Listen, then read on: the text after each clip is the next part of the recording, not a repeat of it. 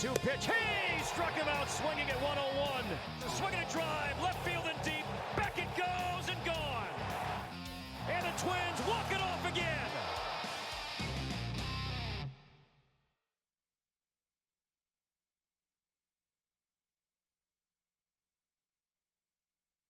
Brought to us by Welton's Tire Service. We appreciate them sponsoring his segments each.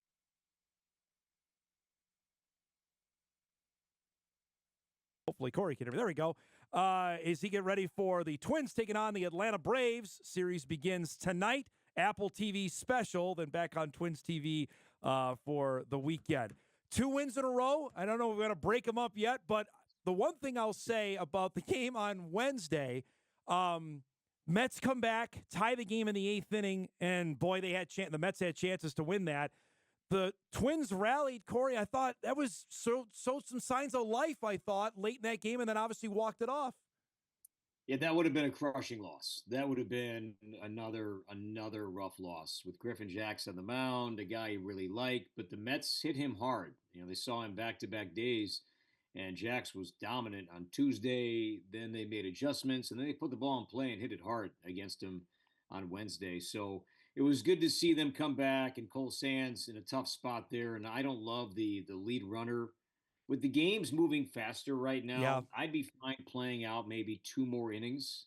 And then if you want to start that, and they say the 12th inning, I'd be fine with that. But I kind of like the idea of still playing it out. Yeah. And in some ways, I think that did the Twins a favor because I feel like the Mets had momentum and they were going to find a way. And it exposes if your bullpen is a bit thin, there's a carryover if you play it out that way. So, but anyway, the Twins took advantage, and a takeaway too from the series, and I think certainly on Wednesday, Dom, was the base running. Yep, I agree. This season, it's not a team that up and down the roster is going to blow you away with dominant sprint speed.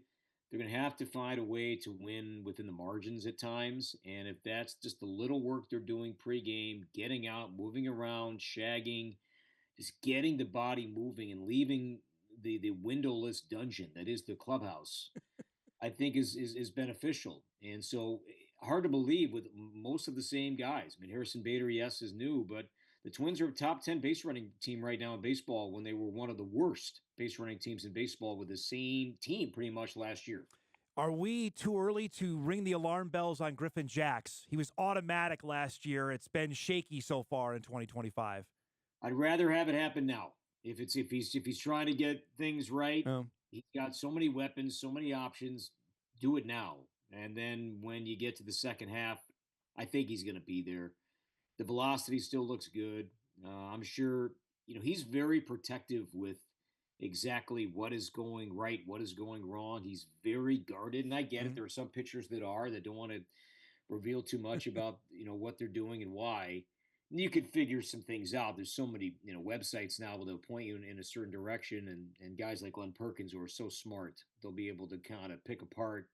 They'll look at release point, access, spin rate, and determine, okay, this is why this pitch is down. I still think he's going to be there when it's all said and done. I still have the utmost confidence in him with the 8th inning, 9th inning, what have you. So yeah, he's had some rough numbers so far. You can't debate that, but I'll take him more than anybody else right now in the game. So obviously the injury bug just continues to circle around this team. Matt Wallner and Carlos Correa both got injured in the game Tuesday night. Wallner goes on the injured list. Correa, what can you tell us there on where they're at with him and the fact that he's not on the injured list? Is that a positive sign? Well, a move is coming because it seems like the Twins are going to add Luke Keyshaw here. That's what I keep reading, and so that's going to come out today. Now, is he taking Correa's spot? Is he taking Willie Castro's spot? I don't know. Willie also left the game, and we were all kind of confused as to why Mickey Gasper came in and hit for Willie. So something was up, and then it was an oblique that forced Castro to leave that game. Correa spoke post-game Wednesday, and his spot in the lineup in that 10th inning, Dom, was coming up, I think 2, maybe 3 batters down the line. He wasn't going to be able to swing the bat. So was he going to bunt? I don't know what he was going to do. But if he can't swing the bat, he's going on the IL. just you can't play short. You can't. You can do it for a day game after a night game, fine, but after an off day like Thursday, starting a series against a team I don't think they've beaten since 1991. You just can't. You got to have a full complement of players. You have to have a full roster and let the manager make some calls and some moves here. So if Correa can't swing a bat, then yeah, he's going to be on the IL. The Wallner thing, and this is gonna, I know Twins fans were up in arms like about running to first base, and because it's similar to what happened to Royce Lewis. I know it's a fluky thing, Corey, but is there anything more that we should look into this? Why are guys pulling up lame as often as they are? It's a great question. And if people are going to say it's the cold weather, I don't buy it because Royce got hurt when it was 85 degrees. Right. And I don't know the answer to that. And I know it's something that the training staff in season, off season, they look at, try to figure out how to prevent injuries, what guys are doing. You don't know. I wish I had an answer for you. Yeah. I don't think it's the training staff's fault, though. I think when people say, oh, the training staff, in my 14 years, they've had, 3 or 4 different trainers, and the same injuries are still popping up. So I can't blame staff. I think that's a cop-out, the way that I look at it. But it's unfortunate bad luck, and it keeps happening. And I can't document what all the players are doing 24 hours a day to prepare their bodies for competition. That would be all speculation on my part. Are they hydrated enough? What kind of stretching? I think they're doing all the stuff they have to do. I don't think they're just going from the breakfast buffet line and then right out to the field to play. They're doing their pregame work, and for some reason, it's just happening to a lot of guys around the same time period. Only in baseball do you have the excitement level when a young player gets a chance to come up. It doesn't happen in any other sport, and especially with some franchises, and the Twins are one of them. You mentioned Luke Keeschalls is going to get called up here today. He's been tearing the cover off the ball in St. Paul. What do we know about this guy, and where do we see him playing? I mean, a pretty quick rise through the system for this guy. He was just drafted in 2023. Second-round pick out of Arizona State, second baseman. That's his natural position. So he was, he debuted professionally in 23, a little bit after the draft. But then 2024, he began in Cedar Rapids, then ended up at Double-A and was in the Futures game. I mean, he was the Twins minor league player of the year, probably was going to finish last season at Triple-A until he needed Tommy John surgery, which it was something that he told me in spring training, Dom, that this has been with him forever. Like there wasn't one acute moment throw from his college days, from his pro. This has just been building over time. And they thought, all right, you got the Futures game down. Let's have the surgery now. And then 2025, you'll be good to go. And so he was in camp. We saw him in big league games there for a while, DHing. And then over time, he was able to play some second base. And that's what he's been doing so far in St. Paul, is second base and DH. I don't think he's ready to play the outfield yet. I think that's more second half of the season than I think because the plans were for him to have some center and some left with St. Paul this season, but not right now. That was going to come, later on in the year. But you look at his Double-A numbers: high on base percentage, power, strikeouts, 80 strikeouts to 62 walks. So some pretty good stat lines there for a guy that figures to be thrown right in here. He's going to play. I don't see him just being a bench guy and popping in here and there. He's going to play some second base and DH, and then we'll see how that impacts Eddie Julian right now, because he also deserves the right to play. Yeah, that was my next question. Is like, what do you do with Julian? Because he's been really good, I think, over the last week, 10 days. I mean, the easy answer would be a platoon. Chris Sale, lefty's going on Saturday against the Twins, so maybe it's a platoon right now at second. Which maybe, part of this with the Twins acquiring Jonah Bride, utility player, and, adding a right-handed hitting second baseman. I wonder if it's Castro tonight. I wonder if that's the move, because, second base, Mickey Gasper can play second too. But I wonder if that's it. But maybe it is Correa, then Willie's your shortstop, and Brooks Lee wants to play short too. I mean, he should be fine to play short. I mean, he's got a great arm. I know he wants to play short, but I think it's a good question. But they'll find ways, and like Trevor Larnach's got to pick it up here a little bit. Larnach's off to a very slow start. So in terms of outfield play, how do you take Harrison Bader out of left field right now? He's playing too well. Nope. So does that mean Larnach's DHing? Well, if he's DHing, he's probably, Larnach's probably not going to be in there on Saturday, against Sale. So that'll probably be a right-handed dominant lineup, and so that's why I think you'll see plenty of Luke Keeschel certainly this weekend. The Castro thing was so innocuous. Was that, like you mentioned it? I didn't pick it up watching. Was that something that you saw, or you had to be told about what was going on? I didn't see it at all. Yeah. Maybe we did a bad job as a crew finding that, but then we had people and the producers tell us in our ear that Castro was going down with the trainer. But you don't want to speculate on that. You don't know if the trainer's going to the bathroom and Willie has to go to the bathroom. So at that point, it was late in the game. You're just all you can bring up is interesting, confusing. We're not sure what's going on. And then you wait to hear from the clubhouse as to why a player.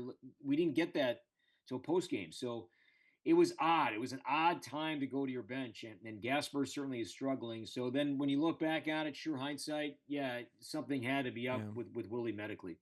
We'll break. We come back. Much more with Cory. We'll talk about the series with Atlanta and some confusing play. Maybe the best way to describe earlier in the week what was going on with the Twins. Much more with Cory Provus. We wrap up our first hour of Hot Mic. Back on a Friday morning right after this. Here on a Friday, Cory's been consulting the Twins media guy to find out the last time the Twins beat the Braves. We have an answer. What do you got? 2019. Oh, jeez. Now, to be fair, we played them in 2019, lost 2 out of 3. Yeah. We did not play them again until 2023. Okay. All right. Well, but swept in Atlanta 23, swept Target Field last year. So 2019. Oh, man, that is the last time the Twins beat the Braves. The broadcast nerd in me would ask about Truist Park. What do we make of that? Is it a good broadcast spot for you guys? It's the envy of the ballpark. The experience is the envy of everybody building a new ballpark right now. Okay. Because it encompasses everything you want. It has a beautiful stadium, but this area around the ballpark is called the Battery.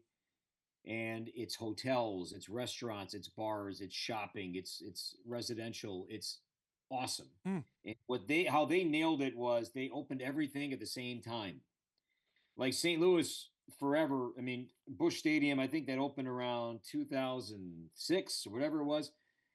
But that ballpark village that's beyond the wall in St. Louis, that took decades to just get going. And it was just construction and empty lots for a long time.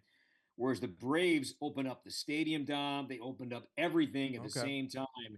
It's awesome. They draw huge numbers, and it's a place to be. So being there on a weekend is going to be pretty fun. Chris Sale, you mentioned, goes tomorrow. This Atlanta team I mentioned it yesterday on the show as we were previewing you coming on, like with the Mets and with the Phillies, expect to be right at the top. They started the season 0-8.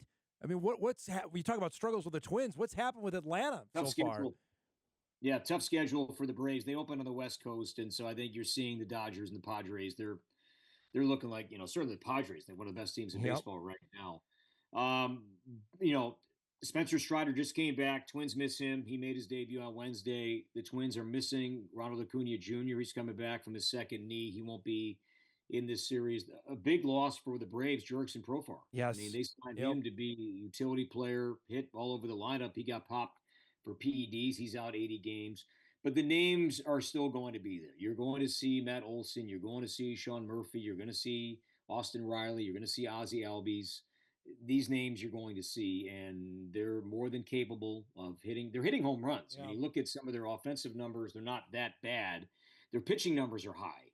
And Chris Sale in particular, velocity down until his last start. But, Sale, I would joke the Twins haven't beaten, the Braves in forever. The last time I think the Twins beat Sale was like the last game of the season against the White Sox, probably in like 2017, 2016. And Byron Buxton began that game with a leadoff inside the park home run.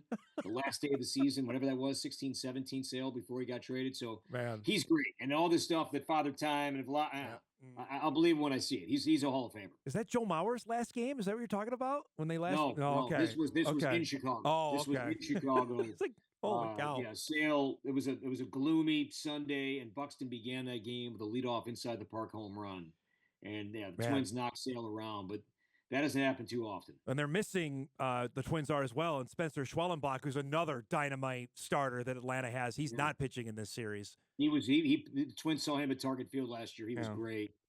Bryce Elder, high ERA. He goes tonight. Big start for Paddock too tonight, Dom. Yeah. He great progress in his last start, 5 innings, the 1 run. Needs some length though. Need 5+ out of him tonight, and keep his team in the game. I think this is an important start for him because Zebby's pitching well.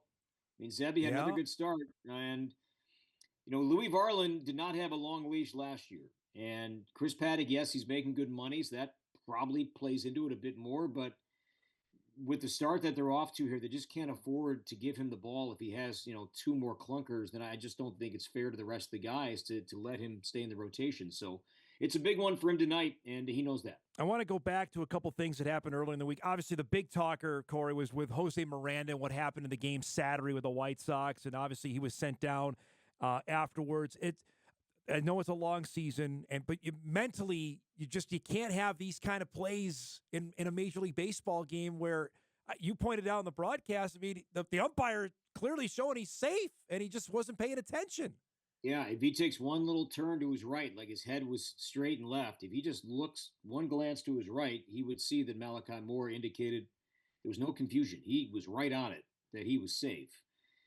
So yeah, it was a mistake, and I think that was the catalyst that got him sent down. Yes, his numbers weren't very good. Hit 1 home run, but Jose Miranda's been a slow starter. Yeah. He really has been. He's good in the summer. He's good in June and July. The second half hasn't been great. He battled the back injury last year, but this was an important spring for him. And I thought when Royce went down, I was like, all right, here you go. Here's your runway. Now make the most of it. You don't know how many more chances you're going to get to not just have a job, but don't have to look behind you if you make one poor play. I mean, he had a long leash here and just did not take advantage of it. So a rough start, and then with what happened, in that game against the Tigers, he came up short on that slide. It looked bad. And now he's on the injured list because, he dropped some water on his hand. So it's gone from bad to worse for Jose Miranda. It's too bad. He's a nice guy. He puts in the work, but it just hasn't clicked enough for him yet. The other thing that happened on Monday night, and this compounded after what happened Saturday, was the relay throw that hit the Mets runner in the back. And then we talked about this last week, and I know the Twins ended up working on it early before a game, is Justin Topa airmailing. I don't understand why they can't throw the ball from the pitcher's mound to first base. Yeah, there have been some embarrassing. Let's just call it what it is. You're just in. I'm not insulting anybody because these are professionals. This is said, and this is what the players would say too. They're not making fundamental plays here. I mean, I'm not watching my son's games here. I mean, my son's games. Yeah, I expect pitchers to throw the ball to the neighboring field. That I expect. I don't expect this to happen as often as it has in big league games, and it's a problem. So no surprise that, Tuesday afternoon, the PFP drill was out. I think it's eyewash. I think you can't simulate game speed. I get you have to do it. Makes sense to do it. You can't say, okay, well, they never work on it. Well, yes, they do.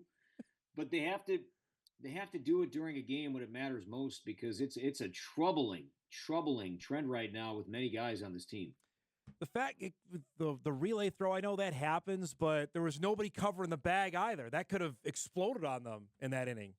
It became dodgeball. It became dodgeball with Willie hitting Mark Vientos in the back with a choked, spiked relay throw. Look, there have been some ugly moments. Yeah. There have been some ugly moments these first 19, 20 games, but hopefully, winning in the manner that they did on Wednesday against a good team. Yep. Against a team that could win it all. Hopefully that gives them confidence going into the weekend here in Atlanta. All right, one Mets question then. You said it. They have the potential you think could do. I mean, they're in the National League with the Dodgers and the Padres. Give me some hope. Is there something for my team? Tough division, though. That's a tough division. I think Washington is better than a lot of people think, too. Washington took a series from the Dodgers as well. So Washington's not going to be the pushover that they have been in the past this season either. I think the Mets have certainly all to do. They're going to hit. I mean, the Juan Soto stuff, I know it's big news in New York right now with what he said about lineup protection. The dude is going to post. Yeah. He's going to be there when it's all said and done. That top three in the lineup, good luck. I mean, Lindor, Soto, and Alonso. I mean, how good did Pete Alonso look? Pretty good. Yeah. He looked good.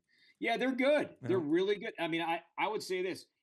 Edwin Diaz's numbers are not great. Nope. And he had one good inning, but the leadoff walk, and then after that struck out the next two. But that's something that I'd be concerned with right now. If there's one issue, seeing the ERA, the walks, the wild pitches from Edwin Diaz this early in the season, Yeah.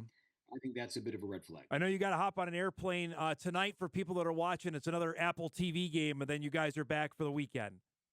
Yeah, we're back Saturday and Sunday, Saturday night game and Sunday day game, then right back home. It's another road trip with one series. So like Kansas City and now Atlanta. So yeah, Apple tonight, and then we're back with you tomorrow night. Great to see you, bud. Safe travels. Have a great call. We'll do it again next Friday, okay? Thanks, Dom. Cory Provus joins us each and every Friday. His appearance is brought to us by Wilton's Tire Service as the Twins and Braves tonight. Again, that's on Apple TV. And then, as he mentioned, Saturday night back on Twins.tv, and then Sunday afternoon for the series finale against the struggling Atlanta Braves. We'll break. We come back. We'll start our second hour. You'll hear from new Bison basketball transfer Max Marley about joining the NDSU roster. That's coming up when Hot Mike returns.